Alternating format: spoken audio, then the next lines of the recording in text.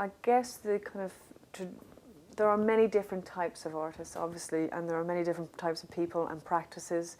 So it's difficult to talk in general terms. But I guess from my perspective, for I don't see that I can help necessarily. There's no, what do I have to give to anybody else? I mean, it is in certain ways a singular journey. Obviously, there's things like, I mean, I work in education and I teach photography in the college institutional environment, and I guess my role within that as an educator is to somehow kind of inform the students, one, about their practice and thinking about other people's practice, but also this idea of what it is to be an artist. That it's not just about the making, it's also very much about being organised, you're like a one-person business person as much you are as a creative person, and the idea that you have to write about your work, you have to be able to, or you have to be able to talk about your work, you have to be organised enough to have a portfolio together or images of work.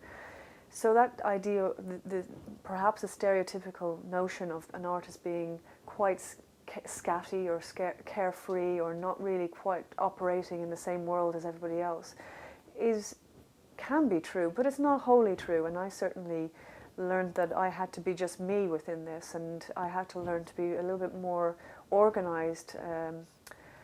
That the creative side of making work, thinking about work, was the easiest part.